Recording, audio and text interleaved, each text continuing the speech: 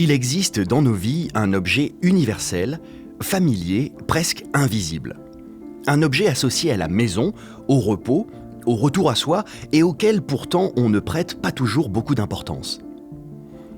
Cet objet, c'est notre paire de pantoufles. On les chausse au lever, encore à moitié endormis, on les enfile en rentrant du travail quand nos pieds réclament enfin un peu de douceur après une journée comprimée dans des chaussures de ville. Dans l'imaginaire collectif, la pantoufle reste un objet trivial, presque embarrassant. Quelque chose que l'on quitte quand on reçoit, quelque chose qu'on n'oserait jamais porter au travail parce que ça ne serait pas assez élégant, pas assez habillé, pas assez sérieux. Et pourtant, à Limoges, en Haute-Vienne, une entreprise se démène pour redonner ses lettres de noblesse à cet objet singulier. C'est l'entreprise Erelka qui produit la marque Erel. Et Erel, ce ne sont pas simplement des pantoufles. Ce sont des souliers d'intérieur. Des objets entièrement façonnés à la main par des ouvriers passionnés qui affinent jour après jour un savoir-faire rare. Alors je regarde ma peau en premier. Je regarde si elle a des défauts. Je les entoure. Ça, on ne le met pas, c'est partie creuse de la peau. Voilà. C'est dans les pattes que c'est creux. Ici, chaque détail compte. Chaque geste a son importance. Chaque couture est inspectée avec minutie. Il faut une vingtaine d'étapes pour transformer de la matière brute, du cuir, du liège, des textiles soigneusement choisis, en un objet destiné à offrir du confort, de la légèreté, mais aussi de l'élégance à celles et ceux qui les porteront. C'est toute la promesse des souliers Erel, offrir à chacun le luxe discret de se sentir bien. Aujourd'hui, je pars à la rencontre de Florence, de Joseph, de Sylvie, de Rachel, de Séverine, de Nathalie et de Koshka, qui travaillent chaque jour à la fabrication de ces souliers d'intérieur haut de gamme destinés à accompagner des inconnus dans ce qu'ils ont de plus quotidien. Je pars aussi à la rencontre de Valérie, qui a radicalement changé de trajectoire professionnelle pour reprendre cette manufacture alors qu'elle était en liquidation. Son objectif, préserver des emplois, sauvegarder un savoir-faire unique en France, la technique du cousu américain, et redonner à une marque limougeaude ses lettres de noblesse après une période qui avait fragilisé son image. Parce qu'au fond, derrière une paire de pantoufles, il y a bien plus qu'un simple objet de confort. Il y a des mains, des gestes, une histoire, une transmission. Et peut-être aussi une certaine idée du luxe, celle qui commence là où le corps se sent enfin chez lui.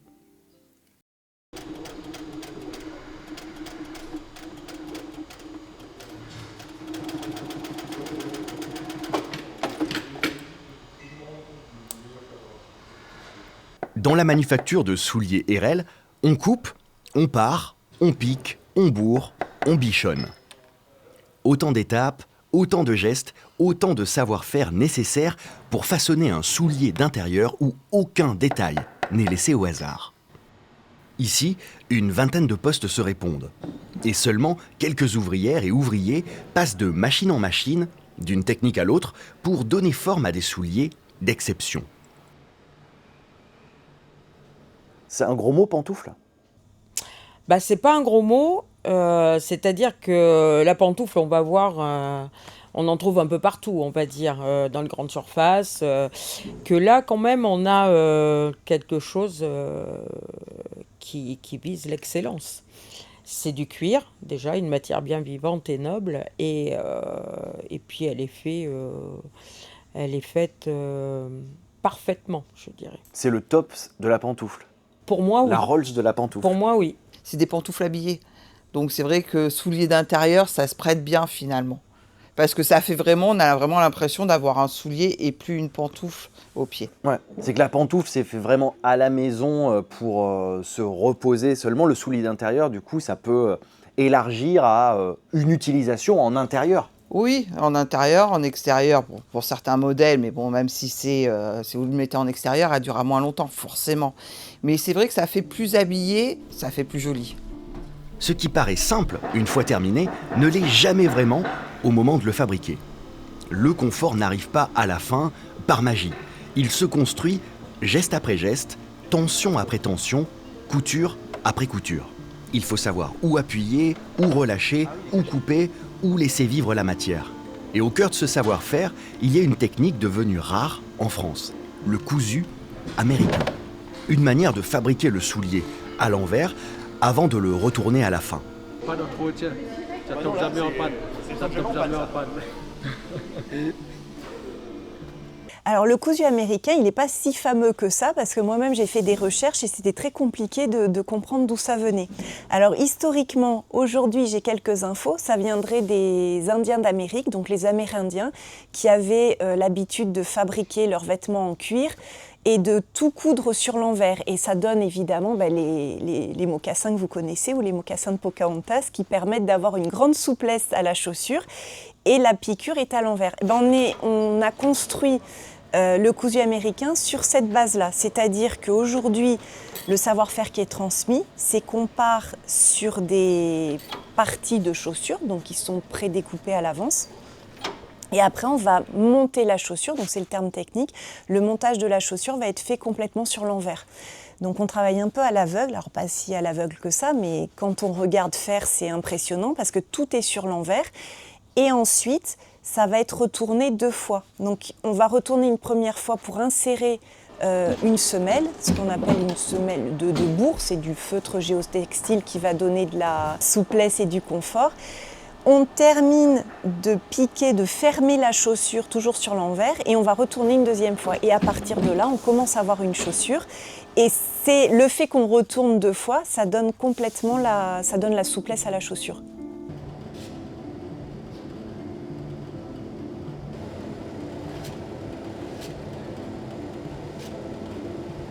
Dans un atelier comme celui-ci, tout repose sur un équilibre discret. Quelques machines, quelques mains, quelques commandes et surtout quelques choix de consommateurs. À première vue, fabriquer en France, à la main, une version haut de gamme d'un objet aussi banal qu'une pantoufle pourrait presque sembler absurde.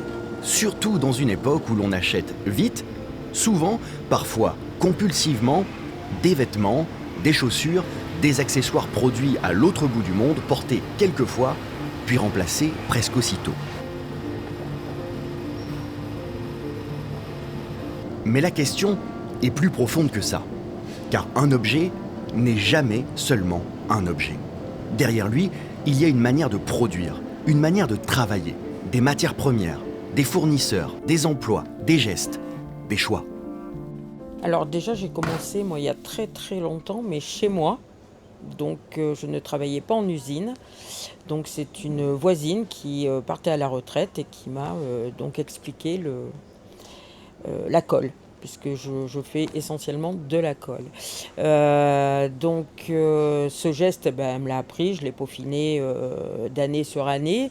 Et ensuite, quand j'ai intégré l'usine, c'est une autre dame qui m'a pris sous son aile et qui m'a montré tous les collages un peu difficiles et qui étaient un peu plus précis et pointilleux. Donc maintenant, c'est devenu un geste automatique. Alors, c'est un geste automatique, on va dire répétitif forcément, mais justement, on n'est pas au point tout le temps. Même au bout de 26 ans, on fait des petites erreurs et il est bien d'être vraiment exigeant envers soi-même, déjà, au départ. Je suis rentrée en 99, donc ça va faire 27 ans. Et ici, donc je fais toujours la finition. Je me suis mis au surjet, en formage, repassage et un petit peu de couture depuis un mois à peu près, enfin un peu plus d'1 mois maintenant. La polyvalence est de rigueur.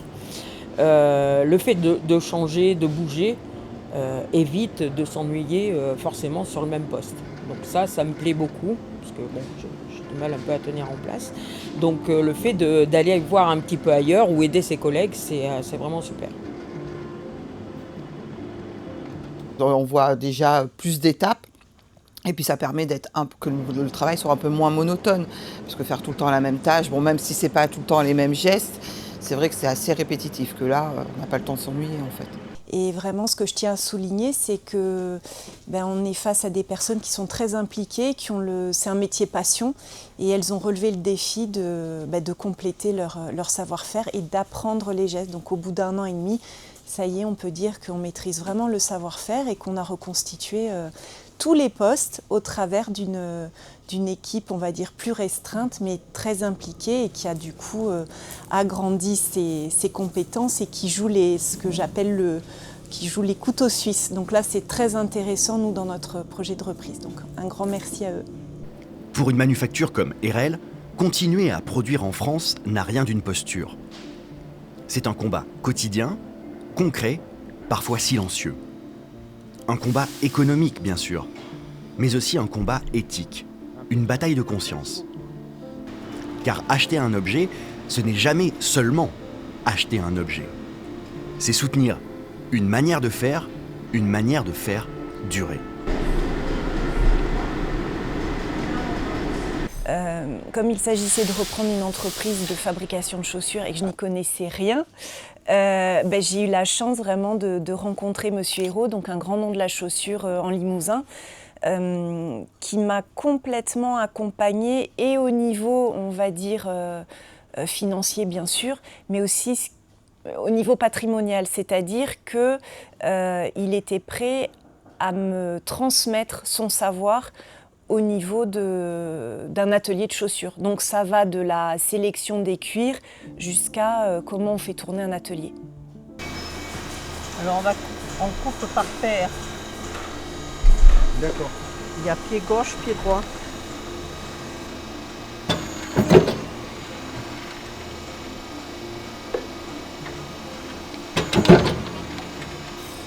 On est les uns derrière les autres, d'où l'exigence de chaque poste pour que le poste d'après ne souffre pas des maladresses de celle d'avant ou de celui d'avant. Pantoufle réussi pour moi, c'est que les coutures soient droites. S'il y a des plateaux, que les plateaux soient centrés, que les coutures soient régulières, qu'il n'y ait pas de fil qui dépasse, que le cuir craque pas, qu'il n'y ait pas de défaut sur le cuir. Enfin voilà, la pantoufle, nickel. Voilà, c'est pour ça que quand à la finition, il faut que je regarde tous ces petits détails.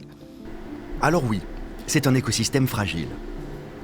Fragile comme une entreprise qui dépend de quelques commandes pour faire vivre ses machines et ses emplois. Fragile comme un cuir qu'il faut manier avec délicatesse pour ne pas le marquer, le déformer ou lui faire perdre sa souplesse. Fragile comme des mains expertes, détentrices d'un savoir-faire que l'on ne remplace pas du jour au lendemain. Mais c'est peut-être aussi dans cette fragilité que réside la beauté de ce qui se fabrique ici. Dans ces gestes répétés, ajustés, perfectionnés. Dans cette attention portée à un objet que l'on croyait ordinaire. Dans cette volonté de faire durer ce qui pourrait disparaître.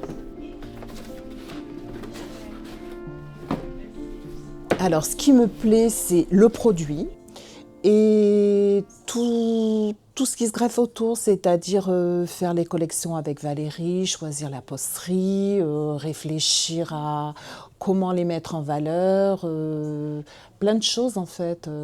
Et la relation clientèle, j'aime bien, nos clients sont des gens plutôt sympathiques, donc... Et tu t'occupes de plein de choses aussi, du site internet, de des tout, visuels des visuels, site internet, je fais les photos des produits, je les mets en ligne, je m'occupe des particuliers autant que des professionnels et fais un petit peu de prospection, enfin oui. Donc par exemple, le modèle mocassin donc, qui s'appelle Dandy, un pied c'est 130 grammes, donc 260 grammes la paire.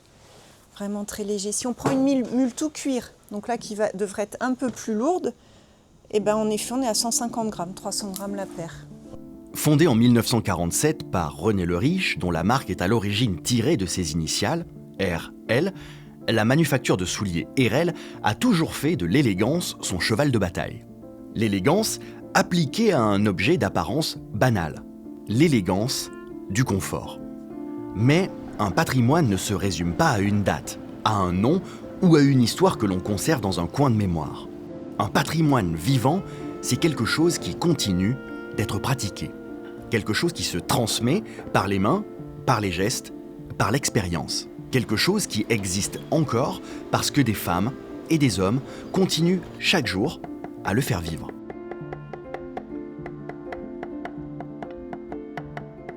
Un objet confortable, léger, élégant, pensé pour accompagner le quotidien. En reprenant l'affaire, j'ai constaté que j'avais une demande un peu particulière, alors pour l'instant qui est à la marge, mais de personnes qui travaillent en intérieur et qui ont envie de travailler en étant confortable. Donc j'ai notamment des professeurs, en fait tout ce qui peut être profession libérale, qui sont dans un bureau et ces personnes ont envie d'être bien chaussées et élégantes. Et pourtant, dans l'imaginaire collectif, la pantoufle reste souvent enfermée dans une image un peu figée. Un objet d'un autre âge. Un objet que l'on associe davantage à l'habitude qu'au désir. Comme si le confort devait forcément être discret, presque caché. Comme si l'élégance s'arrêtait à la porte de la maison. Alors qu'il n'y a pas d'âge pour se sentir bien et qu'il n'y a pas qu'une seule manière d'habiter le confort. C'est peut-être là que le travail de la marque Erel prend tout son sens. Faire évoluer le regard porté sur un objet que l'on croit connaître. Non pas comme un objet que l'on cache, mais comme un objet que l'on choisit. Pour soi, pour son confort. Et derrière ce choix intime, il y a quelque chose qui continue. Des gestes qui se répètent, des emplois qui tiennent, une manufacture qui cherche sa place dans le présent. Une histoire locale qui refuse de devenir seulement un souvenir. Car un patrimoine ne survit pas seulement parce qu'on l'admire, il survit parce qu'il reste vivant, parce qu'il continue à être utilisé, parce qu'un jour, quelqu'un l'essaie, s'y sent bien et décide de le porter. Est-ce qu'il y a une certaine fierté à fabriquer un objet que les gens vont porter chez eux dans leur intimité? Ah bah oui, surtout, je m'en rends compte surtout ici. Parce que c'est vrai que bon, avant, j'avais des postes bien clés, mais maintenant que je suis à l'enformage, où finalement c'est là où la pantoufle commence à prendre vie, à prendre forme, ouais, c'est gratifiant. C'est gratifiant de voir les différentes étapes, surtout que maintenant, voilà, je fais beaucoup plus de choses. Donc quand je vois mon travail, je dis, ah, c'est moi qui l'ai fait, c'est pas si mal finalement, c'est cool, quoi. Donc c'est bien, ouais. Et tu penses à la personne qui va porter la paire? Oui, bah oui, on essaye pour justement qu'elle la trouve jolie, qu'elle soit confort dedans. Enfin, oui, on y pense forcément. On se dirait, est-ce que moi je la mettrais si elle avait ça, ou est-ce que rien que pour la mise en boîte? C'est vrai que s'il y a des trop gros défauts, si moi en tant que cliente, alors on est peut-être plus exigeant que les clients parce qu'on voit tous les moindres petits défauts, mais je me dis, est-ce que ça je le mettrais en vente ou pas, ou est-ce que je le porterais? C'est clair qu'on se projette. La pantoufle, c'est le symbole du confort. C'est la maison au bout des pieds. C'est notre zone refuge, presque quelque chose d'intime. Et pourtant, dans le langage courant, quelqu'un qui aime rester chez lui, dans son environnement, au calme, est vite qualifié de pantouflard. Comme si ce goût du confort avait quelque chose de honteux. Mais si l'on considère que l'on porte ses pantoufles environ 3 heures par jour en semaine et 5 heures par jour le week-end, cela représente près de 25 heures par semaine. Sur 60 ans, ça fait environ 78 000 heures. Presque 9 ans d'une vie. Alors au fond, ne sommes-nous pas tous un peu pantouflards? Et si nous passons autant de temps dans ces objets du quotidien, comment peut-on encore minorer l'importance d'une bonne paire de souliers d'intérieur? Le confort des pieds est trop souvent négligé. Pourtant, nos pieds sont notre lien direct au sol, notre ancrage, notre façon la plus simple d'habiter le monde. Ce que j'ai voulu montrer à travers ce reportage, c'est que se sentir bien dans ses pompes, ce n'est pas un luxe inaccessible. C'est un choix que l'on peut faire pour soi et qui peut, à son échelle, avoir un impact bien plus large. Ce que j'ai voulu montrer aussi, c'est que l'excellence réside dans le détail. Aujourd'hui, avec les écrans, on regarde beaucoup de choses. Mais est-ce que nous observons encore vraiment ce qui nous entoure ? Est-ce que nous mesurons encore le travail derrière chaque objet qui compose notre quotidien ? Lors de ma visite de cet atelier, j'avoue que le temps s'est un peu arrêté. J'ai vécu ces 2 jours de tournage dans l'instant, parce que sur une chaîne de fabrication comme celle-ci, chaque moment compte. Chaque manipulation détermine la suite du processus. Un geste trop appuyé, une matière mal placée, une couture imparfaite, et le soulier en fabrication ne pourra peut-être jamais être porté. Au moindre défaut, la pièce est mise de côté. Et tout cela perdure grâce au savoir-faire de quelques personnes. Quelques mains, quelques regards, quelques gestes répétés, ajustés et transmis. Et ce que j'ai compris, au fond, c'est qu'après une dure journée de travail, quand la pression retombe, là où certains se servent un verre, allument la télévision, cherchent un moyen de décompresser, il suffirait peut-être simplement d'enfiler ses pantoufles et de s'y sentir bien.